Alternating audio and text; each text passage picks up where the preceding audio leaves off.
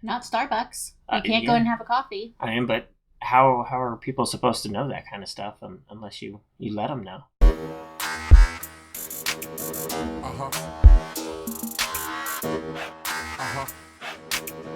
Hey, welcome to Smart AF. I'm your host, Torie Mathis. We have got a great show for you today, so let's get started. So, where we're at in Georgia, the economy's been pretty open. Like most businesses have opened up, some with some restrictions, but for the most part, most businesses have been open quite some time. And what I noticed is that most businesses really didn't do anything to like reach back out to people in order to make sure that they came back. And I think that that's something that I'm not seeing a lot of people talk about, but I think that it's really important. Yeah, I think there's a lot of assumption that either businesses are not open, um, or they're whatever the case may be. They honestly they don't know what to expect. I mean, we can go fast food wise. You can pretty much sit inside any restaurant nowadays, except for Steak and Shake. Not Starbucks. You can't go Yeah, and have a coffee. I mean, but how are people supposed to know that kind of stuff unless you let them know? So wherever you're at, like you may be at different areas of this. I think everybody's kind of in a different stage, and like we never know like if the stages are going to come back. But no matter where you're at, I think it's really important to be able to reach back out to your customers, whether you're open or you're not. And I have two examples written down here of two businesses that did very, very different. And these are businesses that we have done business with and how they both reacted to opening back up. So, one of them is our gym, which is a corporate chain. The other one is the car wash that we had a subscription to. Is that a chain or do you think that's single owned? I think it might be a chain, but individually owned. And I understand when a place is a chain, they might have some type of corporate strategy or people that are coming up with things for them. So, kind of some of these corporate places, I think it's a good way to look at what they're doing and then how you can model this in your own small business. So, when our gym opened back up, they actually did. They reached out quite a bit, and I was actually surprised at how much they did. They sent out a couple of emails, which obviously, like gyms do have your email, but I take a class at the gym that I go to several times a week. And the manager of the classes, she actually called.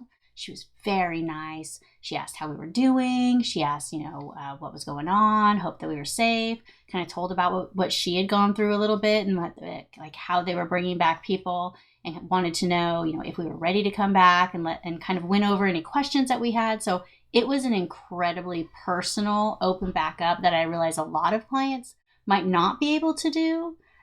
Like if you're a restaurant or something like that, you probably couldn't do that. But if you're a service-based business, like even like a lawyer or an accountant or any of these types, like you have the time, you could probably reach out and call your clients, and the relationship and like the bond that I think you have with them, if you are able to do that, like I was really impressed with what they did.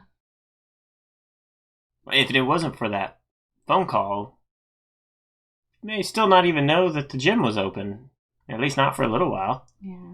It definitely made it a little bit easier for the choice of whether or not we were coming back. And though the corporation doesn't really give a crap about you, it was nice that the manager actually called and was able to reach out. So that was one instance that we had with a business that we actually had a subscription with. And then the other one that was very much different was the car wash. We had been a client of the car wash for quite a while. We pay monthly, so we can go wash our car whenever we want. With the weather here, it's a something that we definitely need and something that we definitely used. However, when everything started opening back up and the car wash opened back up, nothing. They did not call. They did not email. They didn't write us a letter. They didn't send us a flyer. They didn't offer something like, hey, we're back, take 25% off. Nothing. Well, and they never did anything from the beginning. Even just from a normal touching base, I had no idea how to get a hold of them other than trying to call the car wash, and that doesn't have anything. Like, I don't see our account or anything like that as far as what our subscription is or anything. Um, so it was kind of a missed boat altogether. So that when everybody gets scared and you're looking for things to cut, that was one of the first things that just No get rid car of. washes, right? Yeah.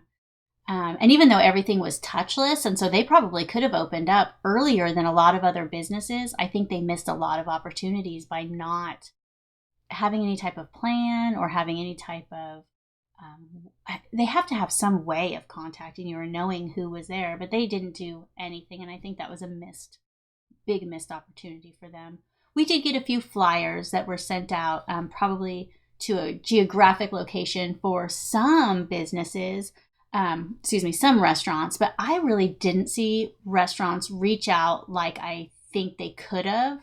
And maybe in some other areas they did, but in our area, I think there was a huge missed opportunity for restaurants, especially that were doing delivery, or that had any type of specials like that weren't your normal delivery businesses, because like everybody expects like pizza, and maybe Chinese food. And I think we tried to do a Chinese food that we went to just do pickup, and it was a nightmare. Like, yeah, we waited forever and then had to go wait in the car. We had an assigned pickup time, so you placed your order, and then there was like 15-minute increments that you had to actually schedule your time to go pick it up. They wanted to make sure everybody was like separate and all that kind of stuff. It was a nightmare, so I don't think we even tried to do any of that stuff. But driving around and stuff, like Sean was going out quite a bit more than I was, and I was always asking, like, well, our business is open, what are they doing? Like, being somebody that was like trying to just stay at home and head down and work, I had no idea what was going on in the local economy or who was doing what. And I think that people missed out on being able to contact their clients and being able to reach out and reconnect with them and make sure that their clients knew what was going on. And it just shows the importance of, from just a normal operating procedure, being able to reach out to your customers and clients and all that kind of stuff. So that when things like this do happen, hopefully when something like this happens, it's a little less serious, but let's think of it in a positive sense. If it's Veterans Day coming up and you want to reach out to veterans and let them know that you're going to serve them for free or take 10% off or whatever the case may be, you have the ability to reach out to them, and whether they qualify for that or not, you're still touching them, and then you're top of mind. And maybe if they can't go right then and there for what you're saying, they're thinking of you, and they might go in a week or two. I think that some people have been reaching out on social media, but I think a lot of people are burned out a little bit on social media, and there's just so much coming in with COVID and election and like all these other things, that when you actually are trying to put your message out on social, which don't get me wrong, I think that there is definitely a place for that. I think email is what really has power here.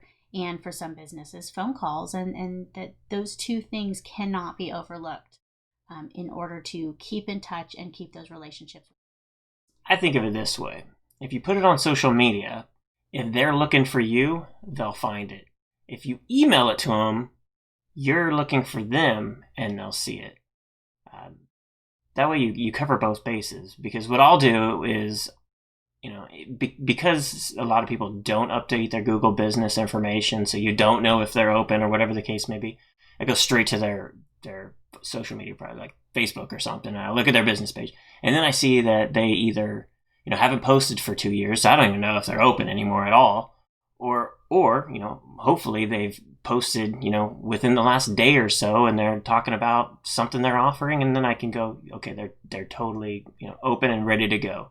And, usually that answers my question. Yeah, there's even been some, like Starbucks. I didn't even know that they weren't having people come into their locations until I think that we drove by and it said it on the door. So no matter what area you're in, there's probably still some restrictions that you need to let your your prospects, your possible clients know. Because I think some people want to get out there and they want to start doing business and they want to go to restaurants, or they want to try to kind of reconnect those things. But man, you have some lost opportunities if you're not reaching out. It's really, again, it's not that hard to do. It's just something you got to consciously be aware of, at least try to do it. So if you haven't done it already, I think starting to collect anybody that comes in, collecting their email address, and not like, hey, get on my list for a newsletter. Like, that's not like the way to do it. But getting their email address so that you can send them updates is incredibly important, more now than ever. I mean, really now too, it's probably some of the easiest times to capture that email because they're willing to give it. Yeah, you just tell them, we'll let you know what's going on. I just need your email address, and they'll be like, great, here it is. And you started actually when people were calling, you started saying that, right? To, hey, like if you sign up for the museum, because again, I can only do so much, and so if people don't go and check the social media profile or look closely at the website and see that we're either open or not, but they call, I can then tell them what I've updated everywhere, and if they don't use social media or anything like that, I'm not going to call everybody individually back. Well, you obviously couldn't, right? But if they go onto the website and they give me their email, I tell them, do that real quick, and then you'll be the first to know when the status changes. When we can open back up, you'll know immediately because you've given me that email address. And every single time I've said it, they're like, great, we'll do it right now. And do you think people have signed up? Oh, yeah, for sure. That's awesome. So you just got to ask for that email. People are willing to give it. Yep. Could be a business saver. So if you want more tips on how to market your business or how to become a COVID comeback, you can go to toriemathis.com and get free resources. And of course, wherever you're watching or listening to this, you can subscribe and like. We'd appreciate it. If you want to get smart tools to build your business, go to besmartaf.com.